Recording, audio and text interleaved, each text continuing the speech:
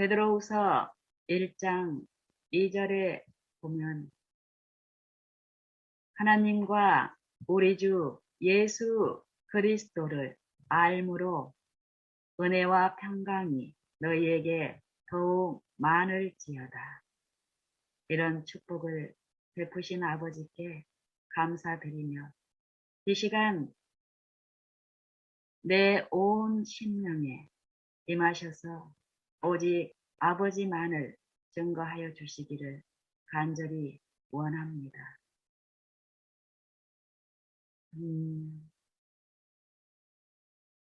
제가 어제 제 일상에서 일어난 일들을 통해서 하나님을 알고 이 일상생애에서 하나님의 약속에 참여하는 삶의 기쁨을 한번 나누고 싶습니다. 지금 제가 있는 곳에 여기는 우리 거실인데요. 창문이 이렇게 이제 열려져 있는데 밖에서 시원한 바람이 살랑살랑 들어오면서 제 피부에 닿이는 이 바람에 온기가 따뜻한 게 아니라 시원하게 전해져서 참 좋습니다. 요 바람이 살랑살랑 내 피부에 접촉하면서 시원함을 전하는데 내 마음의 상태가 좋아요. 요걸 받는 만약에 지금 한국은 여름인데 한낮에 떼약볕 가운데 이 바람은 이 뜨겁고 후덥지근한 그 촉감을 제 피부에 닿으면서 지금 느끼는 이런 상쾌한 마음은 읽어내지 못할 것입니다. 근데 어쨌든 지금 이 아침에 이 창문을 활짝 열어놨는데 그 창문을 통해서 들어오는 이 살랑거리는 이 적당한 이 바람의 양과 이 바람의 이 온도가 저를 상쾌하게 하고 제 마음을 이 바람을 통해서 말씀하신 예수님의 그 말씀으로 내 마음을 이끌면서 더 마음을 기쁘게 합니다. 예수님을 찾아온 하나의 청중에게 설교를 하시죠. 그 청중에게 이 성령의 역사로 일어나는 이 마음의 새로움, 거듭남에 대해서 말씀하시면서 성령으로 일어나는 성령의 역사에 대해서 무지한 우리 심령에게 성령이 어떠하다라는 것을 말씀하시기 위해서 바람의 비유를 사용하십니다. 사람이 거듭나지 아니하면 하나님 나라를 볼 수 없느니라. 또 사람이 물과 성령으로 나지 아니하면 하나님 나라에 들어갈 수 없느니라.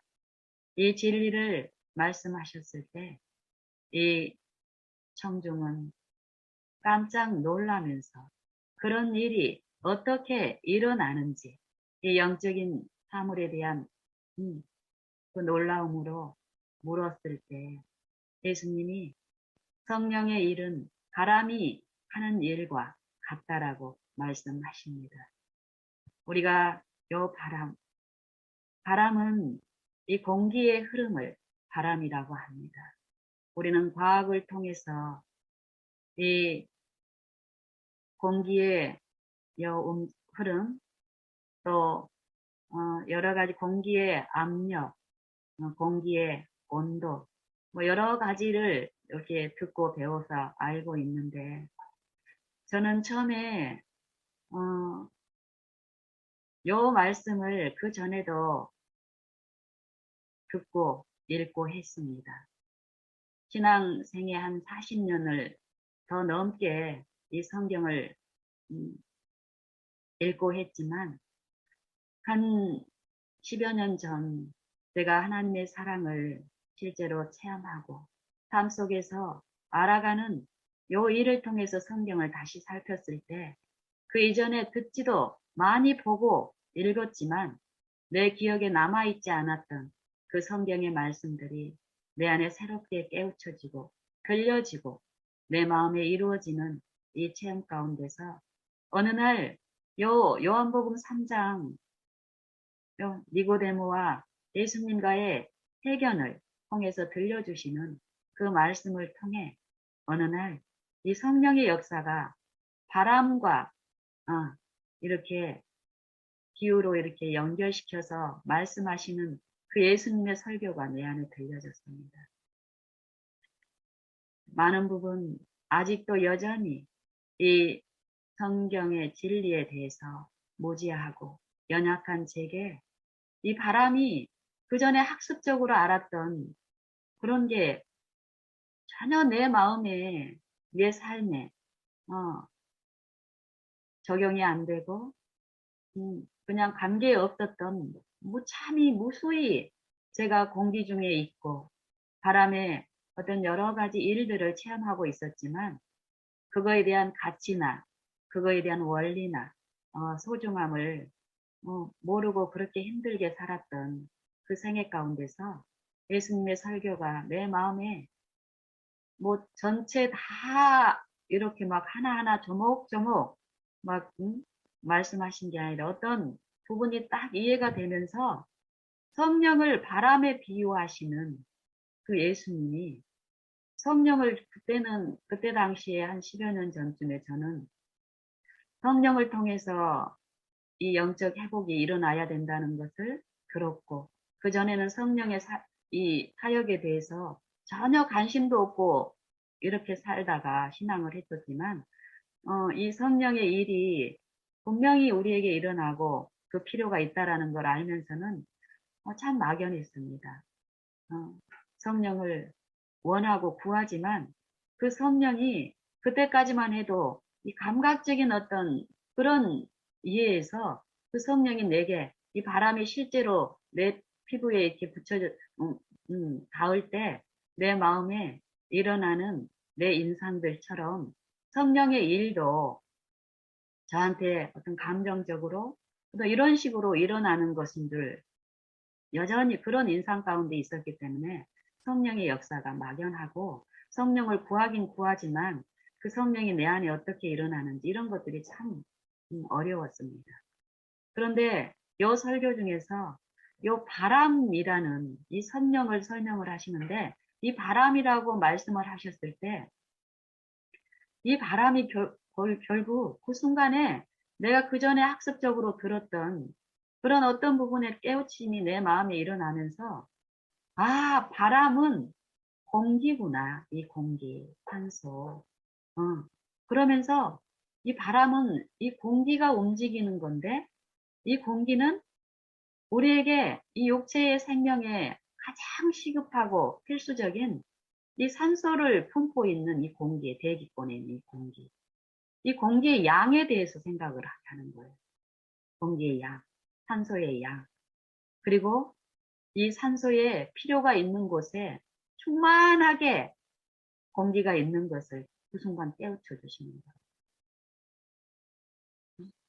이 공기는, 요 바람은 이 공기에 움직이는데 이 공기가 여러 생명체들에게 필요를 공급하면서 분명히 어떤 일을 하고 있는데 그 일 중에서 우리가 더울 때 차가운 바람이 부딪혀오면 우리가 이 공기의 존재를 알 수가 있어요.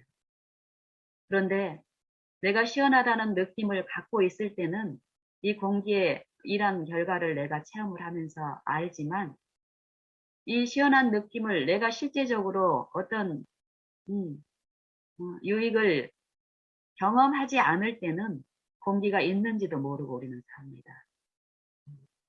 하지만 하나님은 우리가 이 공기가 있는지 없는지 알든지 모르든지 상관없이 이 생명체가 있는 모든 곳에 공기로 충만하게 공급하고 있는 거예요. 산소가 없으면은 이 사람은 어떻게 됩니까? 물이 없으면, 물도 우리 육체의 생명에 필요하지만 물이 없어도 참 수일은 살 수 있습니다. 그리고 음식이 없어도, 음식이 공급되지 않아도 우리의 육신의 생명은 또 적당한 어떤 시간을 유지할 수 있지만, 이 산소가 공급되지 않으면 우리는 몇 분을 유지할 수가 없습니다. 몇 분이 지나면은 불과 몇 분만 지나도 뇌에 손상이 오고, 뇌 신경에 문제가 오고, 그리고 결국은 요 생명까지도 잃게 되는 일이 있는데, 이 공기. 예수님을 표상으로 이렇게 비유하실 때, 상징하실 때, 요 생명소들로 예수님을 많이 비유하셨더라고요. 예수님은 햇빛이시다. 빛이시다. 예수님은 생명수이시다. 물이시다. 또 예수님은 생명의 떡이다. 양식이다. 우리 영혼들이 필요할 생명수, 물이요. 생명의 떡, 양식이요. 또 힘과 에너지인 생명의 빛이다. 그리고 이 성령을 우리의 가장 필수적이고 시급한 요 산소, 공기로, 공기의 흐름인 바람으로 상징을 하셨습니다. 그래서 이 바람의 요 일에 예수님이 직접적으로 말씀하시는 것보다는 처음에 제가 요 설교를 들었을 때는 요 말씀을 예수님이 제 마음에 주실 때는 성령이 우리가 막 구하여도 우리가 느끼질 못해서 받지 못하고 있는 게 아니라는 거예요. 영신이 네가 성령을 구하는데 네가 받지 못하고 있다고 생각을 하지만 그게 아니라고 말씀을 하시는 거예요. 네 삶 모든 곳에 성령의 역사가 일어나고 있다라는 거예요. 그런데 그거에 대한 무지함으로 내가 그것을 느끼지 못하고 또 인정하지 못함으로 그 감사함에 참여치 못하고 있다라는 거예요. 그때부터 저는 하나님의 그 품성이, 인자하심이 그 성령을 통해서 내 마음 속에 이루어진 것은 이 영생을 이루시는 일에 이 성령의 역사가 반드시 필요한 것을 아시는 우리 아버지께서는 성령을 이 공기처럼 공급하시고 계시구나. 그래서 이제는 성령을 굳이 구할 필요가 없이 거기에 체험하게 하시는 그 하나님의 역사에 그냥 매 순간에 하나님을 구하는 일을 통해서 저는 그때 이 이해를 통해서 많은 부분 쉼을 누리면서 공기가 지금 보이지 않지만은 공기가 있기 때문에 내가 호흡을 하면서 호흡을 도우시는 분에 의해서 내가 이 호흡을 할 때 어떻습니까? 어렵게 우리가 호흡을 하나요? 이 생명의 활동은 절대 무거운 일이 아니라는 것도 말씀을 하시는 거예요. 생명체들은 이 호흡하는 일을 괴롭게 하고 있지 않습니다. 굉장히 자연스럽게 하고 있더라고요. 뭐 이런 일에 대한 이치도 모르고 그냥 아둥바둥 살고 있는 제게 이 생활에서 하나님이 성령을 통해서 이 각 사람에게 말씀하시는 그 설교, 듣기를 원하고 사모하고 갈급하는 영혼에게 정말 내가 알아들을 수 있는 그 수준의 언어로 말씀을 하시는 거예요. 제게 이 성령의 사역을 설명하시면서 바람을 사용해서 말씀을 하시는데 바람은 공기의 움직임이지 흐름이지. 요것을 내가 들을 수 있게끔 말씀하셨지만 요 이론을 가르치신 게 아니라 요 이론과 함께 내 마음에 성령이 어떤 깨우치심을 이루어 주셨을 때 어떨까? 내 마음이 충만한 가운데 기쁨 가운데 어떤 이해 가운데서 하나님을 만지게 되는 거예요. 그랬을 때 만졌을 때 우리는 어떨까요? 붙잡고 의지하고 요 일이 지속적으로 그분에 의해서 일어납니다. 그 삶이 이 삶 속에 나타난 내 바라봄, 내 마음의 상태가 그거를 증거합니다. 예수님께서는 이 니고데모에게 또 니고데모를 통해서 하신 그 설교를 통해서 우리 각자에게 말씀하고 계시는 교훈 중에 하나는 우리가 생각하는 것처럼 우리에게 절대적으로 필요한 이 영생의 이 소유를 이루시는 이 성령을 뭐 자린고비처럼 하나님은 그렇게 베풀지 않는다라는 거예요.